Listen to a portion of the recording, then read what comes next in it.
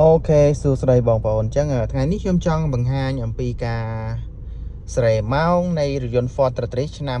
2021បងប្អូនទាំងគ្នាអញ្ចឹងខ្ញុំបញ្ជាក់បន្តិច Ford Tatriz ឆ្នាំ2021យើងអាចស្រែបានពីរកន្លែង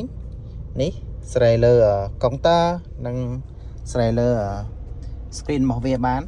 ពីរផ្នែកហ្នឹងហើយអញ្ចឹងថ្ងៃនេះខ្ញុំចង់បង្ហាញអំពីនេះស្រែនៅក្នុងកុងទ័របងប្អូនទាំងគ្នាតើឥឡូវដើម្បីខ្ញុំអាចស្រែបានទី1ខ្ញុំត្រូវចាប់ផ្ដើមពីផ្នែកនេះដើម្បីស្រែវាអញ្ចឹងដើម្បីយើងស្រែម៉ោងបានយើងយកនេះកន្លែង setting តមកនេះគេដាក់ថែមអូខេខ្ញុំស៊ូមចិត្តតិចនេះថែមតមកខ្ញុំយកពាក្យអូខេមកនេះចាញ់ហើយ year មានម៉ាន់ day hour តមកខ្ញុំចុចអូខេនេះចេញមកហើយម៉ោង12អញ្ចឹងខ្ញុំចង់ស្រែ1ម៉ោង10វិញអូខេអញ្ចឹងឥឡូវខ្ញុំចុចអូខេឃើញទេចេញម៉ោង10បងប្អូនអរគ្នា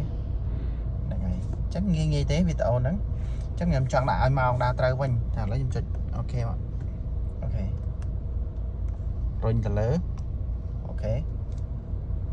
ម៉ោង12អញ្ចឹងខ្ញុំចុចពាក្យអូខេរួចរាល់បាទអញ្ចឹងវីដេអូមានតែប៉ុណ្្នឹងទេបងប្អូនអរគ្នាអរគុណច្រើនសម្រាប់ការតាមដានវីដេអូរបស់ខ្ញុំអរគុណ